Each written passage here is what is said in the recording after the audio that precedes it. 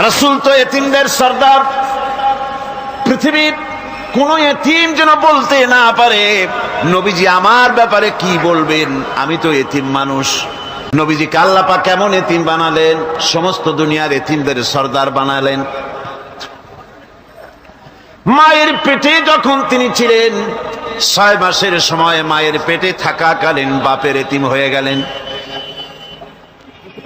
যখন প্রসব বেদনা শুরু হয়েছে মায়ের, দুনিয়ায় যখন তিনি আসবেন, হযরতে আমেনা ঘরের ভিতরে বসে তার অবস্থাটা কি? আল্লাহ রাব্বুল আলামিন তার হাবিবকে দুনিয়া আনলেন। রাসূলের দাদা ঘরের সামনে তাঁবুর সামনে দাঁড়ায়া তায়েফ থেকে আগত সাদিয়া গোত্রের লোকদেরকে বলতেছেন, এই ঘরের ভিতরে একটা এতিম বাচ্চা আছে, বেশি টাকা কড়ি দেওয়া যাবে না, যদি দয়া হয় নিয়ে যাও। গরিব মানুষ, এতিম মানুষ দেখে শুনে কেউ আর নিতে চায় না। সবশেষে এলেন ভাগ্যবতী মেয়ে, ভাগ্যবতী মহিলা হযরতে হালিমাতুস সাদিয়া।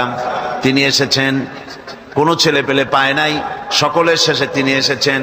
আব্দুল মুত্তালিব বলছেন, এই ঘরের মধ্যে একটা এতিম বাচ্চা আছে, দয়া হলে নিয়ে যেতে পারো। তিনি স্বামীর সঙ্গে পরামর্শ করলেন, এরপরে বললেন, যদি দেখতে অন্তত ভালো হয়, মন যদি ভালো লাগে নিয়ে যাব, একেবারে খালি হাতে ফিরে যাওয়ার চাইতে তো ভালো।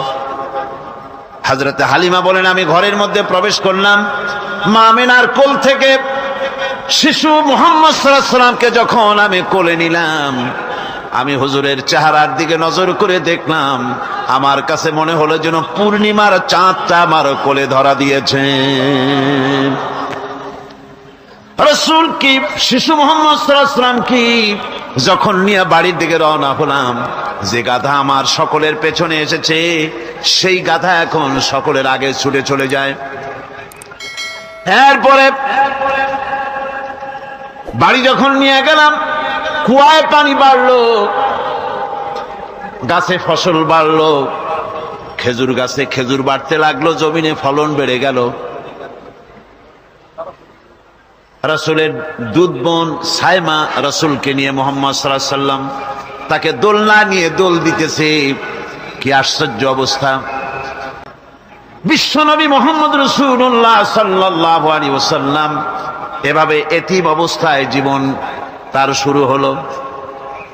যখন তিনি ফিরে এলেন 6 বছর বয়সের সময়, যখন মায়ের কাছে তিনি ফিরে এসেছেন, প্রতিদিন তিনি খেলা দেখতে যান ময়দানে। ইতিহাসের মধ্যে লেখা হয়েছে, মা প্রতিদিন সন্ধ্যার সময় তাকে ফিরে পান। আজকে সন্ধ্যা হয়ে গেছে, শিশু মুহাম্মদ সাল্লাল্লাহু আলাইহি সাল্লাম বাড়ি ফেরেন না। কারণ কি? কেন বাড়ি ফেরে না? সন্ধ্যার দিকে তিনি চলে গিয়েছেন পাহাড়িয়া ময়দানে, যে দেখেন ধুধু করতেছে, চতুর্দিকে সন্ধ্যা হয়ে গেছে, অন্ধকার হয়ে গেছে, কোনো ছেলে পেলে নাই, কেউ নাই।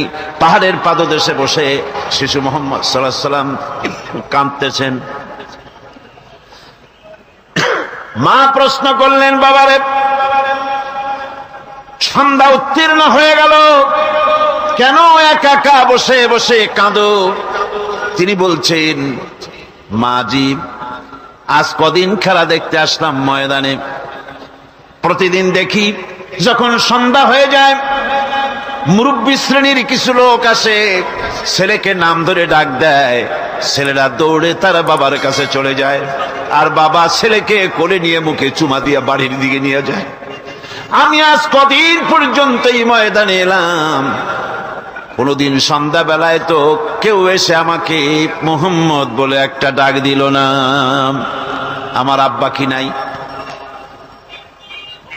আল্লাহ রাব্বুল আলামিন বলেন, আলাম ইয়াজিদকা ইয়াতীমান ফাআওয়া। এরকম এতিম অবস্থায় পেয়ে আমি কি আপনাকে আশ্রয় দেই নাই?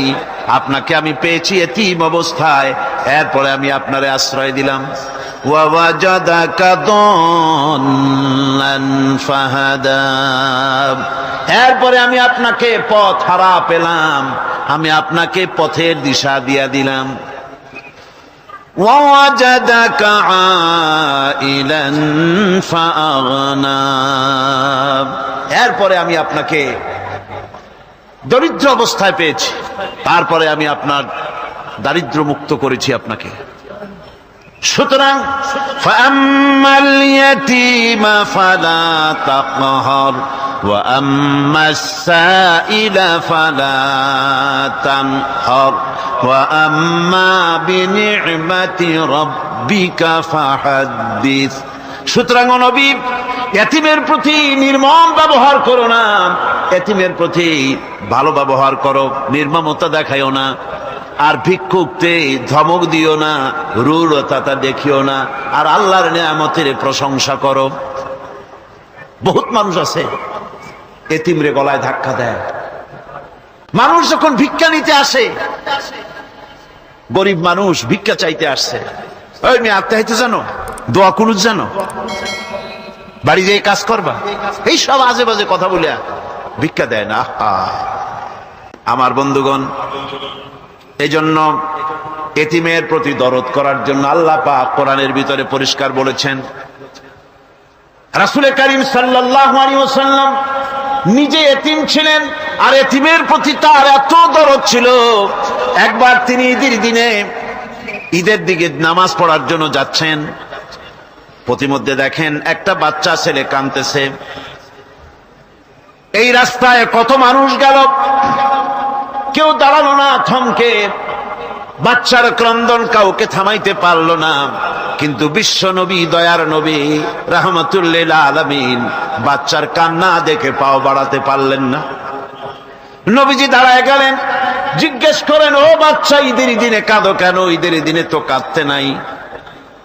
বাচ্চা বলে, তোমার কাছে বলবো না, আমি সেই সকালবেলা থেকে বসে আছি, আমি যদি মক্কার আব্দুল্লাহর পুত্র মুহাম্মদ রাসূলুল্লাহ সাল্লাল্লাহু আলাইহি সাল্লামকে পাই, মনের দুঃখ তার কাছে বলবো। বিশ্ব নবী জমিনের উপরে বসে পড়লেন, বাচ্চারে কোলের উপরে উঠায় বলেন, বাচ্চা বলো কি তোমার দুঃখ? তুমি যার জন্য বসেছো আমি তো সেই এতিম নবী, কি বলতে চাও? বাচ্চা বলতেছেন, ইয়া রাসূলুল্লাহ, আমার বাবা মারা গেছে, সেই ছোট্টবেলায় একেবারেই তখন মায়ের পেট থেকে আমি আসার পর বাপ মরে গেল, আমার মা আর একজনের সঙ্গে বিয়ে বসেছে, সেই পুরুষটি আমারে দেখতে পারে না, আমার মা যদি আমারে কোলে করে এসে সহ্য করতে পারে না, আমারে চুমা খাইলে সহ্য করতে পারে না, আমারে খাবার দিলে মা মার খায়। আজ ঈদের দিনে রাতে আমার মা আমাকে বলল, বাবারে তোমার কপাল খারাপ, তোমার বাবা মারা গেছে, তোমাকে সাহায্য করার কেউ নাই, আমি তোমার যত্ন করতে পারলাম না, কোলে নিয়ে সুমাও দিতে পারি না, আমার এমনই কপাল খারাপ। সুতরাং এতিমের দরদ এতিম ছাড়ার কেউ বুঝবে না। তুমি আজ চলে যাও, ওই রাস্তায়, ঈদের রাস্তায় দাঁড়ায় থাকো, মাঠের রাস্তার পাশে, বিশ্ব নবীর কাছে তোমার দুঃখ বলো, এতিমের দুঃখ তিনি বুঝবেন। আমি মায়ের কথা মতো এই জায়গায় এতক্ষণ বসে আছি, হুজুর আপনি দয়া করে আমার কথা তো আপনার কাছে বললাম, আমার মনের এই দুঃখ। নবীজি বাচ্চার কথা শুনতেছিলেন, চোখ দিয়া পানি পড়তেছিল, বাচ্চাকে বুকের সঙ্গে জড়িয়ে ধরে নবীজি বলেন, ও এতিম, মুহাম্মদ সাল্লাল্লাহু আলাইহি ওয়াসাল্লাম যদি তোমার পিতা হন আর হযরতে আয়েশা যদি তোমার মা হয়ে যায়, বলো তোমার মনের দুঃখ মেটে নাকি? ছেলে ডুকরে কেঁদে উঠলো আর বলল, ইয়া রাসূলুল্লাহ, আপনি যদি আমার পিতা হন আর আয়েশা যদি আমার মা হয়ে যায়, এর থেকে বড় সৌভাগ্যের আমার তো আর কিছুই নাই। নবীজি এতিমকে বাড়ি নিয়ে গিয়ে হযরতে আয়েশার হাতে তুলে দিয়ে বললেন, আয়েশা রে, পবিত্র ঈদের দিনে আল্লাহ রাব্বুল আলামিন তোমার জন্য একটা উপহার পাঠিয়েছেন, এটা যত্ন করো। এতিমের প্রতি দরদ রাখার জন্য আল্লাহ রাব্বুল আলামিন বলেছেন, এতিম, মিসকিন, বিধবা, অসহায় লোক, তাদের প্রতি যাতে করে মুসলিম সমাজ লক্ষ্য রাখে, সেজন্য আল্লাহ পাক নির্দেশ করেছেন। বুখারী এবং মুসলিম শরীফের হাদিসে এসেছে, আস-সাই আলাল আরমারাত ওয়াল মিসকিন কাস-সাই ফি সাবিলিল্লাহ। বিধবাদের জন্য, মিসকিনের জন্য কেউ যদি কোনো উদ্যোগ গ্রহণ করে, কেউ কোনো সাহায্য দেয়, জিহাদের ময়দানে জিহাদ করে আল্লাহর রাস্তায় যে সওয়াব পাওয়া যায়, যে মর্যাদা পাওয়া যায় আল্লাহর কাছে, এতিম মিসকিন বিধবাকে সাহায্য করলে সেই সওয়াব আল্লাহ রাব্বুল আলামিন আমলনামায় দিয়ে দেন। তার চরিত্রই প্রমাণ করে নবীদেরকে বাইয়িনাত দেওয়া হয়েছে, এমন চরিত্র আচার আচরণ দেওয়া হয়েছে যাতে করে লোকেরা অভিভূত হয়ে যায়, আকৃষ্ট হয়ে যায়। হযরতে যায়েদ তিনি তো কৃতদাস ছিলেন, হারায় গেলেন বাপ মা থেকে, আর এরপরে কুদরত করে মুহাম্মদ সাল্লাল্লাহু আলাইহি ওয়াসাল্লামের ঘরে উঠায় দিল। তিনি তখন আল্লাহর নবী, তখন নবুয়তের দায়িত্ব পান নাই। যায়েদের পিতার কাছে খবর হয়ে গেল যায়েদ আছে রাসূলের বাড়িতে, মুহাম্মদ সাল্লাল্লাহু আলাইহি ওয়াসাল্লামের বাড়ি মক্কায়। তারা এসে হুজুরের সঙ্গে দেখা করে বললেন, মুহাম্মদ সাল্লাল্লাহু আলাইহি ওয়াসাল্লাম, জানতে পেরেছি আপনার কাছেই আমাদের ছেলে যায়েদ আছে, মেহেরবানি করে তাকে আমাদেরকে ফিরায় দেন। হুজুর বলেন, যায়েদ যদি তোমাদেরকে চিনতে পারে আর যদি যেতে চায়, আমার পক্ষ থেকে কোনো আপত্তি নাই, অবশ্যই যাবে। তবে যায়েদ যদি যেতে না চায়, আমি এমন লোক নই যে কেউ আমার কাছে থাকতে চাইলে আমি জোর করে তাকে ঠেলেও দিতে পারি না, আমি তেমন লোক নই। পিতা বললেন, আপনি অবশ্যই যুক্তিপূর্ণ কথা বলেছেন। হযরতে যায়েদ কানা হলো। হুজুর বললেন, তুমি কি চেনো এদের? কি? যায়েদ বললেন, চিনি, ইনি আমার বাবা, উনি আমার চাচা। যায়েদের পিতা বলেন, বাবারে বাড়ি চলো, তোমার মা কেঁদে কেঁদে হয়রান, চলো বাড়ি যাই, বাড়ির যা কিছু আছে সব তোমাকে ফিরিয়ে দেওয়া হবে। হযরতে যায়েদ বলতেছেন, পিতা বাড়িতে যা আছে তাই শুদ্ধ, তামাম দুনিয়াটা যদি আমারে দেওয়া হয়, এই লোকটির কাছে থেকে যে ব্যবহার পেয়েছি, আমি এই লোকের কদম ছেড়ে যেতে পারি না। তার চরিত্রই প্রমাণ করে তিনি নবী, কি ব্যবহারটা পেয়েছেন। হযরত আনাস রাদিয়াল্লাহু তাআলা আনহু ছোট মানুষ, 8 বছর বয়সের সময় হুজুরের খাদেম হয়ে হুজুরের বাড়িতে আসছেন। আচ্ছা, 8 বছর বয়সের কিশোর ভুল তো করতেই পারে, গরম পানি চাইলে ঠান্ডা পানি এনে দেবে, স্যান্ডেল চাইলে জুতো আনবে, বিছানা বিছাইতে বললে উঠাই দেবে, এটা স্বাভাবিক। কিশোর মানুষ, ছোট মানুষ। এবার শুনুন, বাইয়িনাত কারে বলেন? নবীদের বাইয়িনাত আল্লাহ যে দিয়েছেন সেটা কি জিনিস? সেটা হলো উন্নত মানের চরিত্র, তার ব্যবহার, ওঠা বসা যা দেখলে মানুষ বুঝতে পারে তিনি আল্লাহর নবী। হযরতে আনাসের মুখে শুনুন, হযরতে আনাস রাদিয়াল্লাহু তাআলা আনহু বলেন, একাধিক ক্রমে টানা 10টি বছর রাসূলের খেদমতের ভিতরে নিয়োজিত ছিলাম। 10টি বছরের ভিতরে একটা দিনের জন্য নবীজি আমাকে ধমক দিয়ে কথা বলেন নাই। এটা ধমক দিলেন না আমারে, এটা করছো কেন, এটা করো নাই কেন? সুবহানাল্লাহি ওয়া বিহামদিহি। গোটা পৃথিবীর সমস্ত মুমিন মুসলমানদের, পুরুষ আর নারীদের জীবন, কলিজা, রক্ত রাসূলের কদম মুবারক উৎসর্গ হয়ে যায়। আমার ভাইরা, রাসূল পাক সাল্লাল্লাহু আলাইহি ওয়াসাল্লাম আল্লাহর নবী এমন এক মহান সত্তা ছিলেন যে তিনি দোয়া আল্লাহর দরবারে হাত উঁচু করতে দেরি আছে, কিন্তু দোয়া কবুল হতে দেরি নাই। হিজরত করে মদিনায় এসেছেন, নামাজ পড়তে দিল চায়, কাবা শরীফের দিকে ফিরে যদি নামাজ পড়তে পারতাম দিলটা বড় ভালো লাগতো, কিন্তু হাত উঁচু করে মোনাজাত করতেছেন না, আল্লাহর কাছে বলতেওছেন না যে আল্লাহ তুমি আমার কিবলাটা বাইতুল মুকাদ্দাস থেকে ফিরাইয়া মক্কা শরীফে বাইতুল্লাহর দিকে ফিরাইয়া দাও, মুখেও বলতেছেন না, মনেও না, শুধু আকাশের দিকে বারবার তাকাচ্ছেন, মোনাজাত করেন নাই। মনে মনে আশা পোষণ করতেছেন যদি এমন একটা ওহী নাজিল হয়ে যেত। আল্লাহ রাব্বুল আলামিন সঙ্গে সঙ্গে রাসূল জোহরের নামাজ পড়তেছিলেন, 2 রাকাত পড়া হয়ে গেছে, এমন সময় ওহী নাজিল হয়ে গেল, ক্বাদ নারা তাকাল্লুবা ওয়াজহিকা ফিস সামা। ও নবী, আমি দেখতে পেয়েছি বারবার আপনি আকাশের দিকে তাকাচ্ছেন। সুবহানাল্লাহ। আমি দেখতে পেয়েছি। فلنولينك قبلة ترضاها فول وجهك شطر المسجد الحرام। আর দেরি নাই, আপনার মনের আশা পুরা হয়ে গেছে, এক্ষুনি আপনার কিবলা পরিবর্তন করুন। হুজুর 2 রাকাত পড়েছিলেন বাইতুল মাকদাসের দিকে ফিরে, বাকি 2 রাকাত তিনি মক্কা শরীফের কাবা শরীফের দিকে ফিরলেন। আজও পর্যন্ত সেই মসজিদ আছে, সাক্ষ্য দিচ্ছে নবীর কথা কিভাবে মঞ্জুর হয়। মসজিদে কিবলাতাইন মদিনা মুনাওয়ারায় সে মসজিদ আজও আছে। ভাইরা আমার, রাসূল পাক সাল্লাল্লাহু আলাইহি ওয়াসাল্লাম এত বড় মর্যাদা সম্পন্ন ব্যক্তিত্ব, মহান ব্যক্তিত্বের উম্মতের মধ্যে আল্লাহ আমাদের শামিল করেছেন। শুকরিয়া স্বরূপ আমরা পড়ি আলহামদুলিল্লাহ। জোরে সরে পড়েন আলহামদুলিল্লাহ।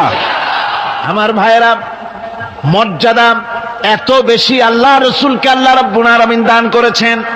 এই পৃথিবীতে কোন মানুষের সঙ্গে যদি আপনি বেয়াদবি করেন, তিনি আপনার বাপ হোক, তিনি আপনার মা হন, অথবা আপনার উস্তাদ হন, অথবা আপনার পীর হন, যে কেউ হোক না কেন, কারো সঙ্গে যদি কোনো বেয়াদবি হয়ে যায় তো শুধু একটা বেয়াদবি ছাড়া আর কিছুই না। কিন্তু নবীজির সঙ্গে যদি কেউ বেয়াদবি করে, সেটা শুধু বেয়াদবি থাকে না, কুফরি হয়ে যায়। কি হয়ে যায়? কুফরি হয়ে যায়। রাসূলুল্লাহকে কেউ তাওহীন করলে, অসম্মান করলে, সমালোচনা করলে কাফের হয়ে যায়। যারা বলেন কি হয়ে যায়? কত বড় মর্যাদা। রাসূল পাক সাল্লাল্লাহু আলাইহি ওয়াসাল্লাম, তার সামনে সাহাবায়ে কেরাম বসা, হুজুর কথা বলছেন, সাহাবায়ে কেরাম তারাও কথা বলছেন। কথা বলতে বলতে এক পর্যায়ে সাহাবীদের গলার আওয়াজ বড় হয়ে গেছে। হুজুরের গলার আওয়াজ শোনা যায় না, সাহাবীদের গলার আওয়াজটা বড় হয়ে গেল। আল্লাহ রাব্বুল আলামিন এতটুকুও বরদাস্ত করলেন আমার নবীর গলার আওয়াজের চাইতে তোমাদের আওয়াজ বড় হলো কেন? সঙ্গে সঙ্গে ওহী নাজিল হয়ে গেল। আল্লাহ রাব্বুল আলামিন বলেন, ইয়া আইয়ুহাল্লাযীনা আমানু লা তারফাউ আসওয়াতাকুম ফাওকা সাওতিন নবী। ও বিশ্বাসীরা, খবরদার, তোমরা যারা ঈমান এনেছো শোনো, তোমাদের গলার আওয়াজ যেন আমার নবীর গলার আওয়াজের চাইতে বড় না হয়ে যায়। যদি তা হয়, আনতাহবাতা আমালুকুম, জীবনের সমস্ত ভালো কাজগুলি আমি আল্লাহ বরবাদ করে দেব। আজ পর্যন্ত এই আয়াতে কারিমা রাসূল পাক সাল্লাল্লাহু আলাইহি ওয়াসাল্লামের রওজায়ে আতহারের সামনে সবুজ সাইনবোর্ডের উপরে সোনার অক্ষর দিয়ে এই আয়াতে কারিমা লেখা রয়েছে, সুবহানাল্লাহ। সর্বকালের, সর্বযুগের সর্বশ্রেষ্ঠ মহামানব, সর্বশ্রেষ্ঠ বিশ্বনবী, আল্লাহর পরে যার মর্যাদা, তিনি হচ্ছেন মুহাম্মদ রাসূলুল্লাহ সাল্লাল্লাহু আলাইহি ওয়াসাল্লাম। দুলির ধরা থেকে রাসূলকে আরশে আজিমে নিয়ে যাওয়া হবে। বোরাক এলো। বোরাক হচ্ছে বারকুন থেকে উৎপত্তি। এর অর্থ হচ্ছে বিজলি, বৈদ্যুতিক গতি সম্পন্ন, ঘোড়ার চাইতে ছোট, খচ্চরের চাইতে বড়, এই জাতীয় একটা প্রাণীর মতো হযরতে জিবরাইল নিয়ে আসলেন। আমাদের দেশে কারো কারো বাড়িতে আয়নায় বাঁধানো থাকে এই ছবিটা। ঘোড়া আছে, 2টা ডানা আছে, মাথাটা মেয়ে লোকের মতো, চুলগুলো ঝুলে পড়ছে, নিচে লেখা আছে হাজা বুরাকুন নবী সাল্লাল্লাহু আলাইহি ওয়াসাল্লাম। আন্দাজে কোথায় পাইছে আল্লাহ? মিথ্যে কথা, বাজে কথা। আল্লাহ এরকম একটা মেয়ে লোক মার্কা ঘোড়া পাঠাইছিল হুজুরকে নেওয়ার জন্য, এটা কথা হইল? রাসূলকে মক্কা থেকে, উম্মে বাবে উম্মে হানি থেকে হুজুরকে বের করে নিয়ে যাওয়া হলো বাইতুল মাকদাসে। সমস্ত পয়গম্বর, দুনিয়া আল্লাহ যাদের পাঠিয়েছিলেন, সমস্ত রূহ উপস্থিত ছিল সেখানে। রাসূল করিম সাল্লাল্লাহু আলাইহি ওয়াসাল্লাম এখান থেকে মেরাজ করলেন। এতটুকু ছিল ইসরা। কোরআনে কারীম বলছে, সুবহানাল্লাযী আসরা বিআবদিহি লাইলাম মিনাল মাসজিদিল হারামি ইলাল মাসজিদিল আকসা। সুবহানাল্লাযী, সমস্ত দুর্বলতা, অক্ষমতা থেকে মুক্ত সেই সত্তা যিনি তার বান্দাকে ইসরা করিয়েছেন, মেরাজ করিয়েছেন। সুবহানাল্লাহ। সমস্ত দুর্বলতা, অক্ষমতা থেকে মুক্ত তিনি পার করে নিয়ে গিয়েছেন। তারপরে মুহূর্তের ভিতরে মহাশূন্য পাড়ি দিয়ে, সেই মহাশূন্য মানে কি? এইখান থেকে সূর্য কত দূরে জানেন না? 9,30,00,000 মাইল দূরে এখান থেকে সূর্য।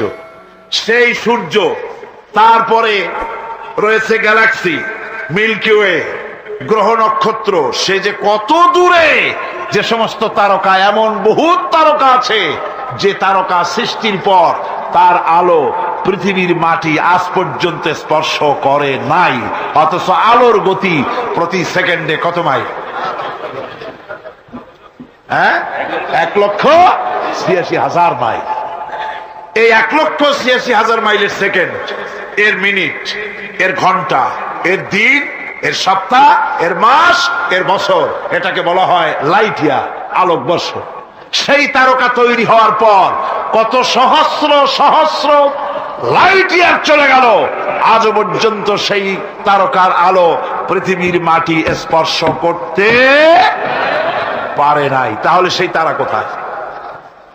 আল্লাহ রাব্বুল আলামিন তার হাবিবকে চাঁদ, সূর্য, গ্রহ, নক্ষত্র, মহাশূন্য পাড়ি দিয়ে, তারপরে 7 আকাশ পাড়ি দিয়ে সিদরাতুল মুনতাহা পর্যন্ত নিয়ে গেলেন। জোরে কোন সুবহানাল্লাহ।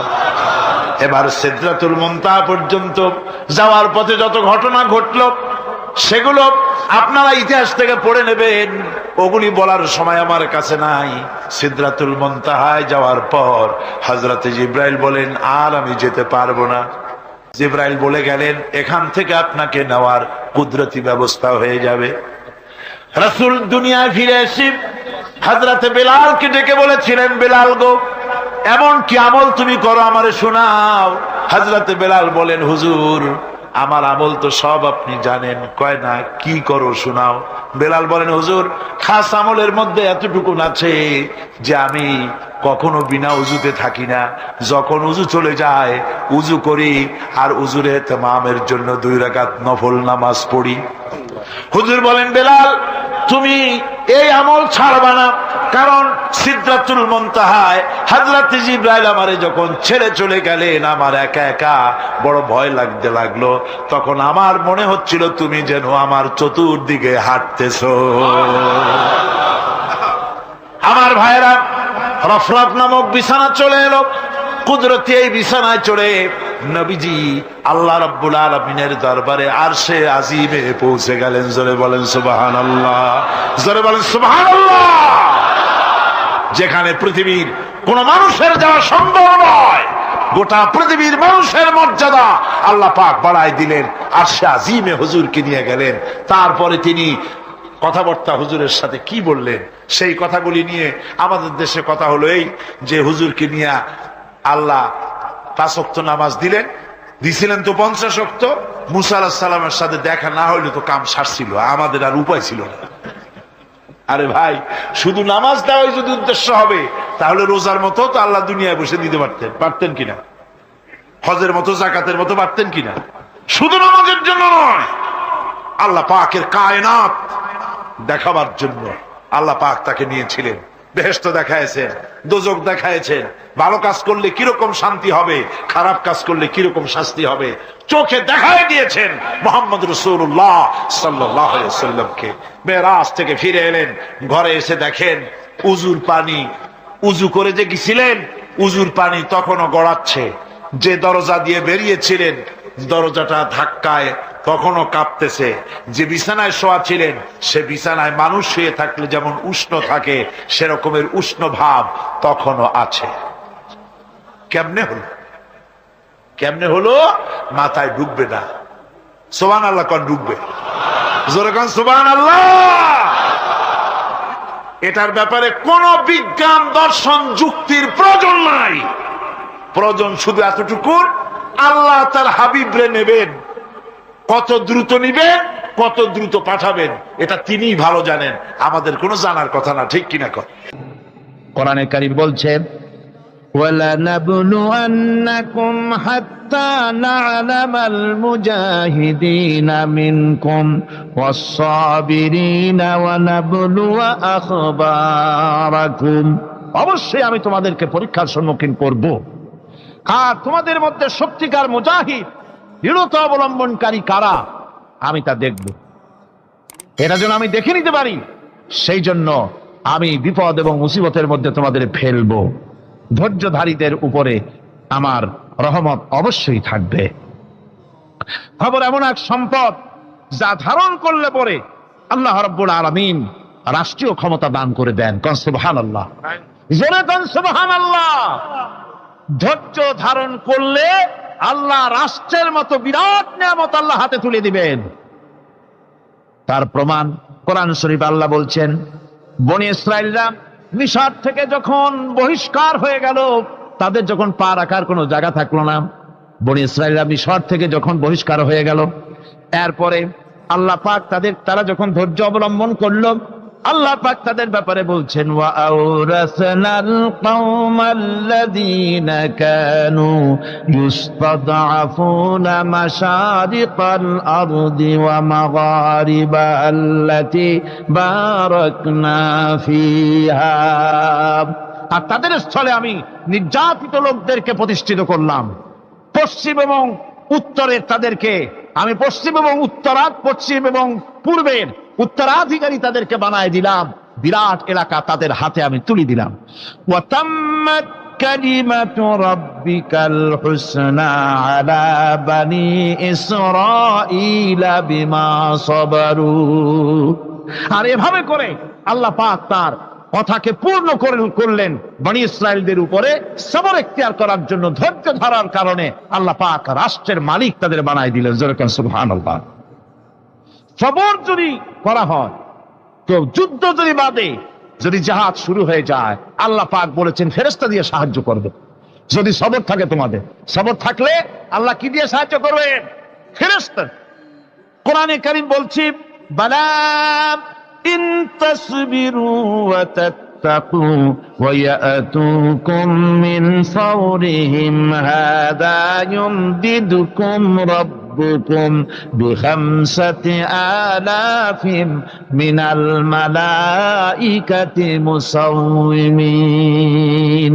হ্যাঁ, তোমরা যদি ধৈর্য অবলম্বন করো আর আল্লাহকে ভয় করে চলো, তাহলে এক্ষুনি আল্লাহ রাব্বুল আলামিন তোমাদের জন্য কাতারে কাতারে শৃঙ্খলাবদ্ধ 10,000 ফেরেশতা দিয়ে তোমাদেরকে সাহায্য করবেন। সুবহানাল্লাহ। তোমাদেরকে ফেরেশতা দিয়ে সাহায্য করা হবে। তোমরা যদি সবর এখতিয়ার করো, তাহলে সংখ্যা যদি কম হয়, বেশি সংখ্যার উপরে জয়ী করে দেব। ইয়াকুম মিনকুম 20 সাবিরুনা ইয়াগলিবু মিয়াতাইন। যদি তোমাদের ভিতরে ধৈর্যশীল 20 জন হয়, আমি 200 কাফেরের বিরুদ্ধে তোমাদেরকে জয়ী করে দেব। সুবহানাল্লাহ। তোমরা যদি হও ধৈর্যশীল 200, কি কয় 20 জন, 200 কাফেরের উপরে তোমরা জয়যুক্ত হয়ে যাবে। আর বিপদ আর মুসিবতে যারা ধৈর্য ধরে, তাদের জন্য আল্লাহর পক্ষ থেকে সুসংবাদ। সুসংবাদ কাদের জন্য? ধৈর্যধারীদের জন্য। কোরআনে কারীম বলছে, ওয়াবাশশিরিস সাবিরিনাল্লাযীনা ইযা আসাবাতহুম মুসিবাতুন ক্বালু ইন্না লিল্লাহি ওয়া ইন্না ইলাইহি রাজিউন।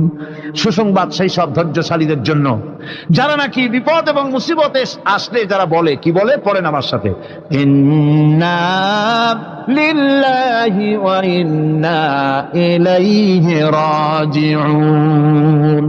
এটা শুধু আমাদের লোকেরা কেউ মরলে পড়ে, এটা শুধু মরার সময় নয়, বরং যে কোনো বিপদ আর মুসিবত এলে মোমেন বান্দা যারা, তারা কি পড়বে? ইন্না লিল্লাহি ওয়া ইন্না ইলাইহি রাজিউন। নিশ্চয়ই নিশ্চয়ই আমরা আল্লাহর জন্য এবং আমাদের সকলকেই আল্লাহর কাছে ফিরে যেতে হবে, প্রত্যাবর্তিত হতে হবে। সবরকারীদের জন্য রয়েছে জান্নাতের সুউচ্চ সম্মানের জায়গা। জান্নাতে সবচেয়ে সম্মানজনক জায়গা আল্লাহ রাব্বুল আলামিন ধৈর্যশালীদেরকে দান করবেন।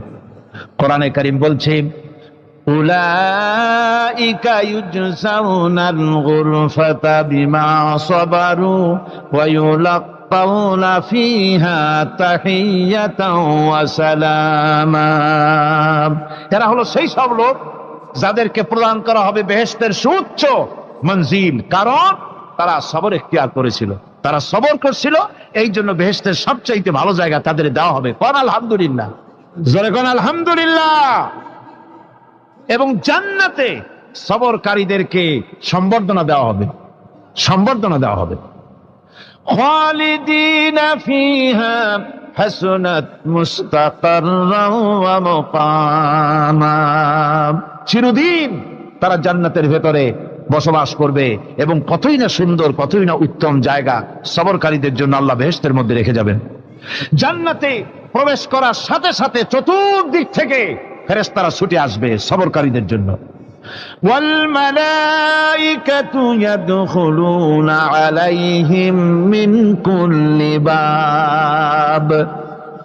চতুর্দিক থেকে ফেরেশতারা তাদেরকে ইস্তেকবাল করবে, কি বলবে?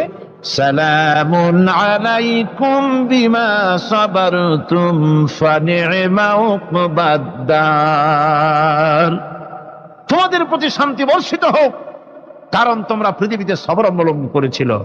কতই না উত্তম জায়গা, কতই না সুন্দর জায়গা আল্লাহ রাব্বুল আলামিন সবরের বিনিময় তোমাদেরকে দান করেছেন। সুতরাং এই সবর হচ্ছে মুসলমানদের জন্য সবচেয়ে বড় নিয়ামত।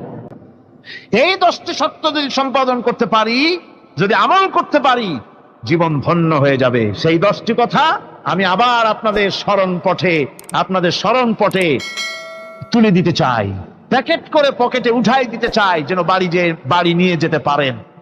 1 নম্বর হচ্ছে 10টি পয়েন্টের 1 নম্বর আল্লাহর প্রতি ঈমান। 1 নম্বরে আল্লাহর প্রতি ঈমান, 2 নম্বরে পরকালের প্রতি ঈমান, 3 নম্বরে ফেরেশতাদের উপর ঈমান, 4র্থ নম্বরে কিতাবের প্রতি ঈমান, 5ম নম্বরে নবীদের প্রতি ঈমান, 6ষ্ঠ নম্বরে সহায় সম্বলহীন নিকটবর্তী আত্মীয়, ইয়েতিম, মিসকিন, প্রবাসী, মুসাফির, সাহায্য প্রার্থী, এদেরকে মুক্ত করার জন্য এদেরকে সাহায্য প্রদান করা, 7 নম্বরে নামাজ প্রতিষ্ঠা করা, 8 নম্বরে যাকাত আদায় করা, 9 নম্বরে ওয়াদা পালন করা, 10 নম্বরে সবর ইখতিয়ার করা। কয়টা হলো? এই 10টি কাজ যদি আমরা পালন করতে পারি, বিপদে মুসিবতে ধৈর্য ধারণ করতে পারি, যত মুসিবত আসুক, আসলে এগুলি কিছু না। মুসিবত আল্লাহ টেস্ট করবেন, মুসিবত দিয়া আল্লাহ টেস্ট করেন। দেখা যায় যে ওদের শক্তি খুব বেশি, চোখে আপনি দেখতে পারেন, কিন্তু আল্লাহ বলছেন ইন্না কায়দাশ শায়তানে কানা দাঈফা। বাতিলরা হলো শয়তান, বাতিলরা কি? আর ওদের চক্রান্ত আসলেই দুর্বল, এদের চক্রান্ত আসলে কি? দুর্বল। কাজেই এগুলিকে ভয় করা যাবে না। বিপদে মুসিবতে ধৈর্য ধারণ করে যদি অগ্রসর হওয়া যায়, তো আল্লাহ রাব্বুল আলামিন এই 10টি পয়েন্ট যদি আমল করা যায়, দুনিয়াও শান্তি পাবো, আখিরাতেও শান্তি পাবো। যত মুসিবত আসুক, বিপদ আসুক, ধৈর্যের সাথে মোকাবেলা করতে হবে। ধৈর্যের অর্থ কি? আমি আগেই বলেছি, ধৈর্যের অর্থ হচ্ছে অবিচলতা, দৃঢ়তা, বরদাস্ত করা, সহিষ্ণুতা, ধীরতা, স্থিরতা। ধৈর্যের অর্থ এটা নয় একজন একটা থাপ্পড় মারলো আর আপনি বলবেন যে বাবা ব্যথা পাইছো নাকি, তাহলে আরো একখান থাপ্পড় দিয়া দাঁত আমার সবগুলো ভালাই না। এর নাম ধৈর্য নয়। ধৈর্য হচ্ছে পরিস্থিতির মোকাবেলা করতে হবে সাহসিকতার সাথে, এর নাম হচ্ছে ধৈর্য। ওই যে আমি একটা দৃষ্টান্ত দিয়ে থাকি, এক সাপ একবার মুরিদ হয়েছিল এক পীর সাহেবের কাছে। পীর বলছিলেন যে আমি তো এইসব সাপ টাপ মুরিদ বানাই না। না হুজুর, আমারে বানান। তারপরে মুরিদ বানায় কিছু অজিবাতারে শিখাই দিল আর বলল খবরদার কাউকে দংশন করবে না। ঠিক আছে, সে দয়া জিগারাজগার শুরু করে দিয়েছে। এর মধ্যে জমিনে রাখাল আসছে, ধান কাটছে, ধানগুলো নিবি কি করে? দড়ি দাড়ি পাচ্ছে না, তো কি করা যায়, বানবে কি দিয়া? সন্ধ্যার পরে অন্ধকারে দেখে যে দড়ি একটা পড়ে আছে। ও যে কি দড়ি তা তো ওরও বোঝে না, ওইটারে নিয়ে ধান রে ফেসাইয়া লেজ দিয়ার মাথা দিয়ে এরকম করে বাসেটারে দিয়ে বাঁধছে। সাপ তখন বলতেছে, হায় হায় রে, কেবল যে মুরিদ হইছি, তা না হলে তুই ঠিক পাইছি যে আমি কি ধরনের দড়ি। এরপরে নিয়ে বাড়ি নিয়ে ভালাই দেশে ডরে খুলে সাপটার ঘাড় গেছে মস্কিয়া। বহুত কষ্ট করে হুজুরের বাড়ি গিয়ে হাজির, কয় যে হুজুর কি একখান জিকের শিখাইলেন, আমার তো ঘাটটার মস্কে শেষ। আশ্চর্য কথা, কত মানুষ মুরিদ হইলো, কত কিছু মুরিদ হইলো, কারো তো জিকির করলে ঘাড় মস্কে যাবে কেন? এটা কেমন কথা? কয় হুজুর ঘটনাই। আরে বেটা ঘটনা এইটা, তুই কি করছিলি? কয় যে আপনি যে নিষেধ করছেন দংশন করতে, আমি তো দংশন করতে পারিনি। আরে বেটা দংশন করতে নিষেধ করছিলাম, ফোঁস করতে তো নিষেধ করি নাই। তোরে যখন দড়ি মনে পেরে হাত দিছিল, ফোঁস করে উঠতি, ওই রাখা লাভ দিয়া বন আর পার হইয়া দিল্লি চলে যেত। কাজী ধৈর্যের মানে শীত হয়ে পড়ে না। ধৈর্য মানে অবিচলতা, দৃঢ়তা নিয়ে শক্তি সঞ্চয় করে আল্লাহর উপরে ভরসা করে বাতিলের বিরুদ্ধে ঝাঁপিয়ে পড়তে হবে, বাতিল উৎখাত হতে বাধ্য হবে। অনাটনে, বিপদে, মুসিবতে আর হক আর বাতিলের সংঘর্ষ চলাকালীন ধৈর্য ধারণ করা, এটা হলো সবচাইতে একটা বড় কোয়ালিটি।